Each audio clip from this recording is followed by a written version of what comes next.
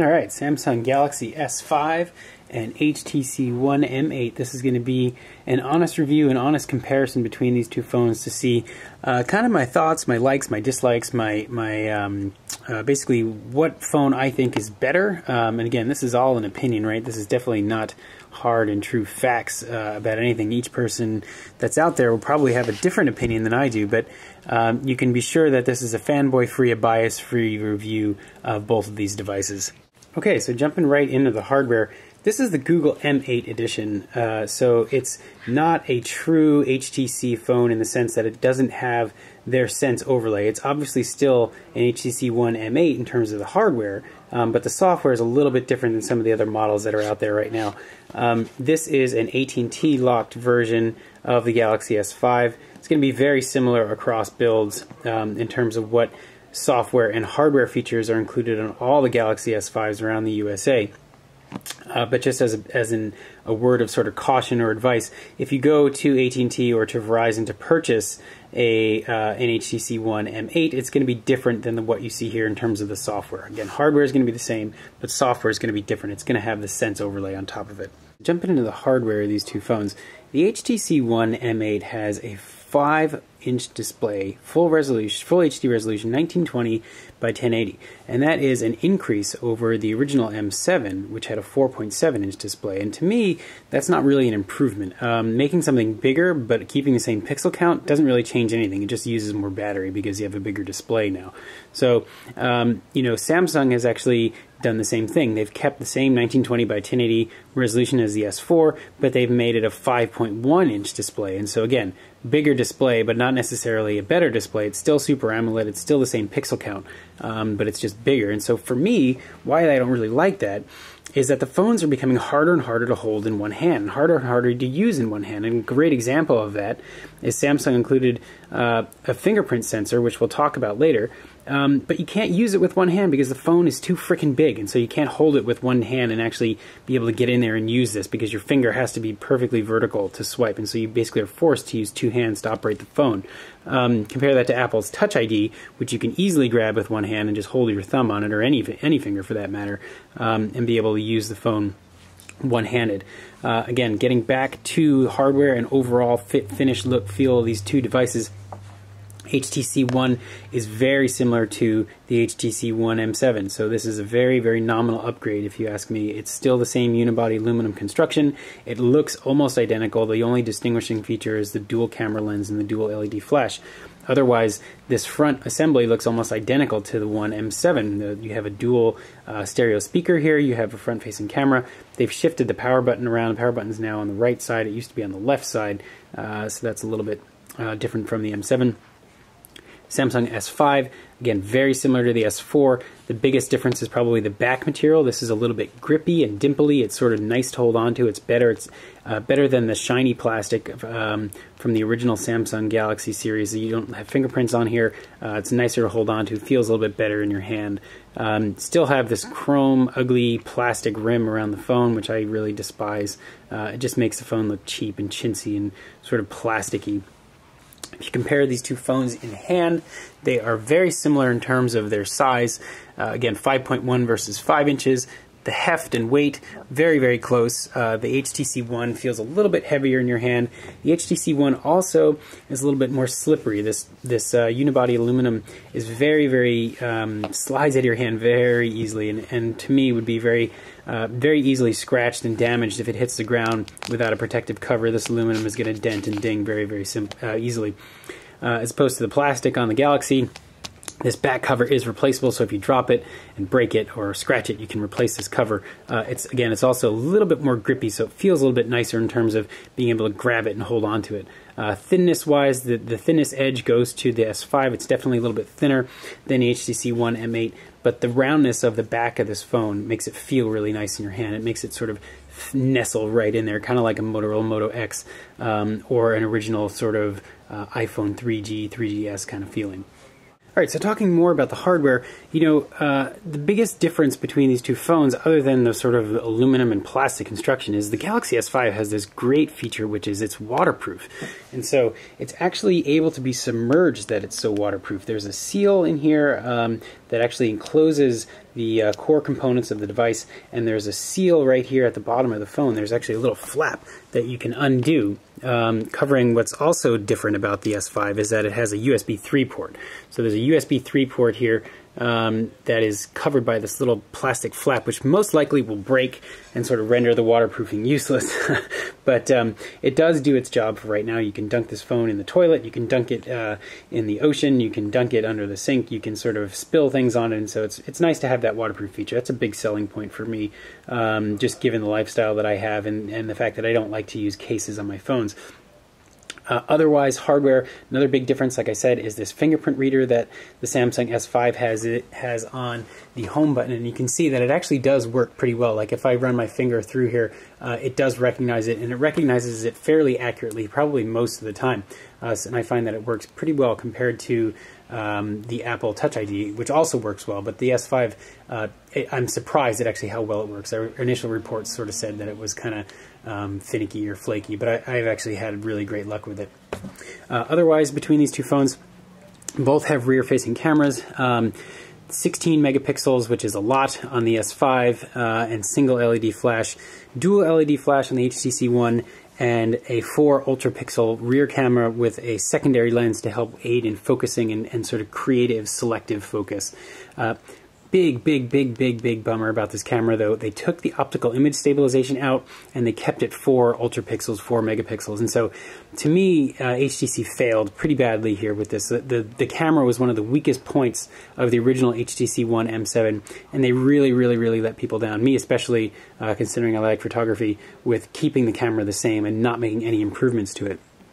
Otherwise, there's a front-facing camera on both these guys, and they both have sort of a wider angle lens on that front-facing camera, which is sort of nice. If you're into taking selfies, you can actually see how the wide-angle lens on this camera, both these cameras actually, for an example, are super wide, even more so on the HTC One than the S5, but let's compare that to sort of the front-facing camera here on a Nexus 5, and you can get a good idea of sort of the angle of the lenses here. So these guys are very similar, but this guy is a lot more wide angle. So this wide angle front-facing camera lens is sort of nice to have. Other features to talk about in terms of hardware, HTC decided to stay with these dual stereo front-facing speakers, which is really nice. I really like the fact that the sound just projects out of the front of this phone, and so any of your ringtones, or if you like to listen to music sort of in your hand, or if you lay the phone down on the table and it's playing music, comes out of these stereo speakers and just sounds wonderful. You compare that to the speaker on the S5, which is on the back. Really sort of bad sound quality. It sits in your hand, it's sort of muted by your hand. If you put the phone down, it's going to project into the surface that you put it on, and so it's really going to be muted and dull and not very clean and clear like the HTC One.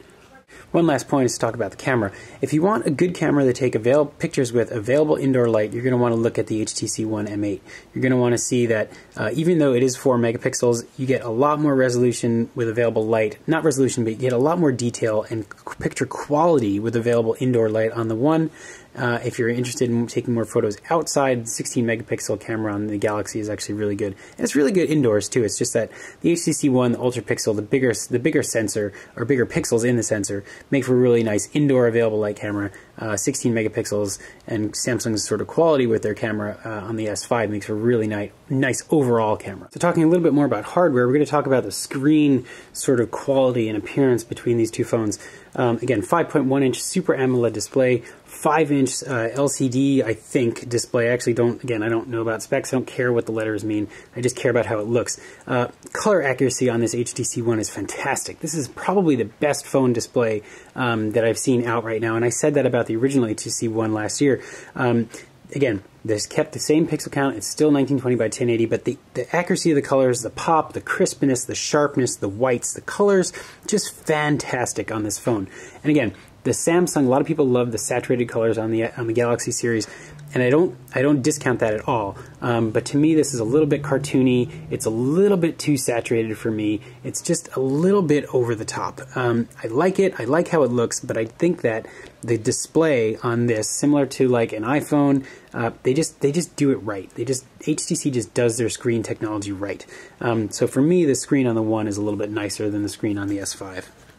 Okay, a couple other things to talk about hardware-wise are we actually have a new addition on the HTC. We have a micro SD slot right here, which is nice. A lot of people were complaining about the lack of external storage or expandable storage, and so we have that on the HTC now.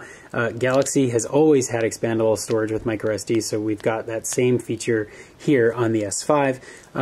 One other final thing to talk about hardware-wise is this home button on the Galaxy. You know, Samsung has changed their menu button layout here, which is a first in the line of Galaxy series phones. There's now a recent apps button and the same back soft button here with the same sort of home button. But you know, so I think Samsung is actually struggling a little bit here with trying to figure out what they want to do with their button layouts, because Android is evolving, and as Android evolves, you know, these buttons, first of all, are switched, so that's really annoying. If you're used to using another Android phone like a Nexus 5 or an HTC, you'll notice that the home button, or excuse me, the recent apps button and the back button are switched around, and so, you know, I think that Samsung is finally noticing that these buttons are becoming obsolete. As Android evolves and as on-screen menus change and as the sort of software evolves within Android, these buttons can change. But when they're hard-coded into the device and you get people used to that and then you switch them all of a sudden, it lends a lot of confusion and struggling to people with how they use the phone. And so I constantly find myself messing up the button layout here, because when traditionally I've used a Galaxy that has a different layout, and so for me, not only is it different than a normal Galaxy, it's actually different than every other Android phone I've used lately, because the buttons are actually opposite. Software-wise, you know, I'm not going to talk too much about that because these phones are quite a bit different in terms of what they offer. You know, the Google Play Edition is stock Android software, so it's definitely going to be a lot different than what the Galaxy offers in terms of its TouchWiz interface overlay. But, you know, one thing I can comment about TouchWiz is that this new version sort of seems a little bit less in your face. It's just a little bit cleaner, it's a little bit more refined. I think that they've done a good job in sort of toning down TouchWiz a bit. It's still not perfect. There's still, for me, too much bloat. You know, there's too many S apps that I don't want. There's too many, specifically, you know, AT&T apps, and I'm sure if you're on Verizon apps that you're not going to want or care about, which, you know, lends an argument to buying sort of unlocked, contract-free stock Android when you get just Android, and it's up to you to install the apps and up to you to decide what you want to do with your phone. I mean, granted, there are some core apps on the phone when you buy it, but there's definitely none of this bloat, none of this TouchWiz junk, garbage, things that you don't need on the phone. But again, Samsung has refined this. They've made it a little bit more Apple-y with their flat icons and with their menus and settings, and things just look, they look a little bit more refined. They look a little bit nicer. They're just clean, and I like that. I think that they've done a good job. Samsung has also copied HTC here with their Blink feed, and so this is Samsung's version of Blink feed, but again, Samsung are king at copying things, and so that's sort of a nice feature to have, to be able to slide over and grab some of your news feeds, social media feeds, etc. In terms of software, both phones are running the current version of Android, which is 4.4.2 Jelly Bean, which is really nice to see when you have a new phone that's out of the gate and running current software. Now, keep in mind that the HTC One Google Play Edition will receive updates well in advance of the Galaxy series, and so if you're concerned about keeping your phone current and up to date, I would definitely look at the Google Play Edition of the HTC One over the Galaxy S5. But Samsung is good in general in terms of their software updates, and actually arguably better than your HTC phones that don't run stock Android. HTC has traditionally been a really late adopter of software, whereas Samsung has kept sort of up to date with most of their devices. Otherwise, software-wise, everything is smooth. You know, both these phones virtually lag-free. I think Android has finally graduated away from lag. I'm really excited to see that the Galaxy S5 has very, very little, if any, lag. I was super disappointed with the S4 in terms of how much lag it had, in terms of how slow and laggy and choppy and broken it felt. It just felt unfinished, unrefined. And I'm sure KitKat has a lot to do with that in terms of refining the Android user experience. But all in all, these phones are very, very smooth. They're very fast. They're very fun to use. They're very, very, very slick, clean. I just love them. I love where Android's going. I love how much better and how much more user-friendly and how much sort of refined is just the only word I can think of with these new latest devices for 2014. Okay, a couple more words about software. One thing I left out was that the Galaxy series, and specifically this Galaxy S5, with its TouchWiz, it's going to include software features that some people might like. I personally don't like them. I personally think they're a waste of time and space and energy. But you know, there's Galaxy Essentials, there's Galaxy Gifts, there's S Health, there's Geo News, and so there's all these little sort of you know, gitchy kind of things that Samsung likes to throw into their phones, and some of them might be useful. I mean, S Health is sort of cool. It's nice to have the little heart rate track monitor, you know, health things that are in here. And you know, I don't know, I guess if it doesn't use resources and it doesn't and it stays out of your way, it's okay. But I would prefer to actually go out and install this myself rather than have it built into the phone. But some people might like that. HTC One Google Play Edition, again, doesn't have any of those things. It's stock Android. It's just basically plain vanilla, as simple and as basic as you can get. So where does that leave us in terms of the choice? You know, if I had to pick one of these phones, where does that leave me? Well, you know, there's two parts of that I want to talk about. The first part is that you have to compare, if we're just going to talk about these two phones, we'll just go with that for the first part.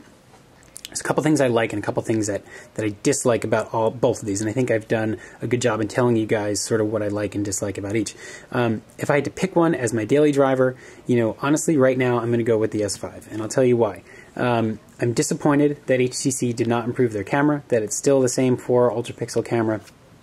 I'm disappointed that HTC didn't change the design of the phone at all. They've gone and copied Apple they've copied Apple and Samsung in terms of keeping a similar design from a phone that was successful last year and basically kept it identical.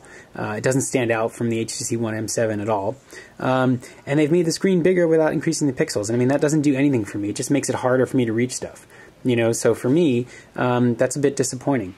The other thing that makes this disappointing is that if I'm going to want stock Android from a phone, I'm going to go and get an Nexus 5. I'm going to go out and spend $350 for a phone that gets current updates from Google, is lighter, is just as fast, is just as reliable, has nearly all the same amount of features in terms of software because it's running stock Android. Sure, the build quality might not be the same. It's, you know, plastic construction, but the camera's good, the software is good, it's fast, it's cheap, and it's unlocked. And so that's sort of the deal breaker for me on the HTC One M8. Now compare that to the S5, and the things about the S5 that I really like that make me decide to use this over the HTC One. I really like the fingerprint sensor. I really like the fact that the phone is grippy and has a different construction than traditional Galaxy models. I really like that the phone is waterproof, that I can drop it in the water, that I don't have to worry about it. And I really like what they've done with TouchWiz. I think that it's been cleaned up, it's been refined. I've reestablished my relationship with TouchWiz because of this phone. Personally, if I had to really decide on what I would want to do with this phone, I would get rid of TouchWiz, and hopefully I can root it and install stock Android on it like CyanogenMod or something else. Or maybe a Google Play Edition will be available for the S5 here in the coming weeks. But for now, my choice is definitely the S5 over the HTC One. As much as I've liked HTC and as much as I've liked the M7, for me, the M8 isn't enough. It's not enough of an upgrade. It's very, very similar to the M7, whereas the S5, they've added a bunch of new features. Hardware refinements, even though they may be subtle, are appreciated and enjoyed by myself.